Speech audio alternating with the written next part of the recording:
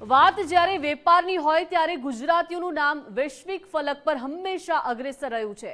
16મી સદીથી લઈને આજ સુધી હોર્મુઝની ખાડીથી ગલ્ફ દેશો સુધી કચ્છી અને કાઠિયાવાડી વેપારીઓએ પોતાની વ્યાપારિક કુશળતાનો લોખંડી પ્રભાવ જાળવી રાખ્યો છે। પોર્ટુગીઝ મુસાફર દ્વારતે બાર્બોસાના ઐતિહાસિક વર્ણનો મુજબ એ સમયે પણ હોર્મુઝમાં ભારતીય અને ખાસ કરીને ગુજરાતી વેપારીઓ વગર વેપાર અધૂરો ગણાતો હતો। મસાલા, કાપડ અને કિંમતી મોતીઓના વેપારમાં ગુજરાતના વાહનો દરિયાઈ માર્ગો પર રાજ કરતા હતા। આશ્ચર્યની વાત એ છે કે સદીઓ વીતી ગઈ હોવા છતાં આજે પણ કચ્છના વાહનો ગલ્ફ દેશો સાથેના વેપારમાં એટલા જ સક્રિય છે। યુએઈ અને ઓમાન જેવા દેશોમાં ગુજરાતી વેપારીઓનું નેટવર્ક આજે પણ વૈશ્વિક અર્થતંત્રમાં મહત્વની ભૂમિકા ભજવી રહ્યું છે।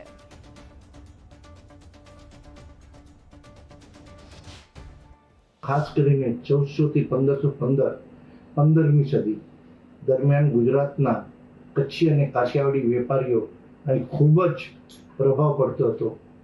તેઓ કાપડ, મસાલા, દાણા, ચાંદી, સોનું, મોતી વગેરેમાં વેપાર કરતા હતા। પોર્ટુગીઝ પ્રવાસી ડ્યુરેટ બાર્બોસાએ લગભગ 1516 આસપાસ પોતાના ગ્રંથમાં લખ્યું છે કે હોર્મુઝમાં ભારતીય ખાસ કરીને ગુજરાતી વેપારીઓ વગર બજાર અધૂરું લાગે છે।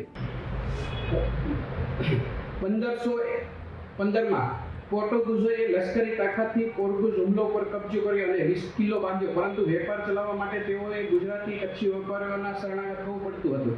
1516માં પોર્ટુગીઝના લેખક દુરાતાએ બાર્બોસોએ પણ વિશ્વની સામે સ્વીકાર્યું છે કે ગુજરાતી વેપારીઓ વગરનું હોર્મુઝ બજાર અધૂરું રહ્યું છે।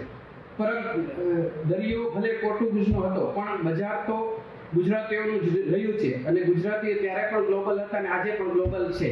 અત્યારે જ્યારે સમગ્ર વિશ્વની અંદર તેલ પુરવઠા માટે ચિંતાતુર વિશ્વ બન્યું છે ત્યારે આપણે ભારતીયોએ એ વાતનું ગૌરવ લેવું પડે કે ભારતીય વડાપ્રધાન મોદી સાહેબ અને ભારત સરકાર દ્વારા મુન્દ્રા પોર્ટ ઉપર જે મહાકાય ગેસનો જથ્થો ઉતાર્યો છે એ આપણી વિદેશ નીતિ અને કૂટનીતિની સાબિતી આપે છે કે સાંસ્કૃતિક ધાર્મિક બાબતોને આપણે જોઈએ તો એ ઈરાન સાથેના આપણા ઘણા બધા સંબંધો એમની સાથે આપણે છે।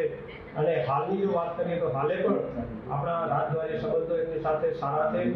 અને ખાસ કરીને ઈરાન માટે વાત કરીએ તો હમણાં જ આપણે ઘણા બધા ઓઇલના, તેલના, ગેસના ટેન્કરો ત્યાં હોર્મુઝની અંદર ફસાયેલા હતા, તો ભારતના પણ એ તેલના ટેન્કરો એમને રિલીઝ કર્યા છે અને હજી પણ આપણા લગભગ 20 થી 22 ટેન્કરો ત્યાં છે, તો એ પણ સુરક્ષા સાથે ભારત દેશની અંદર આવશે।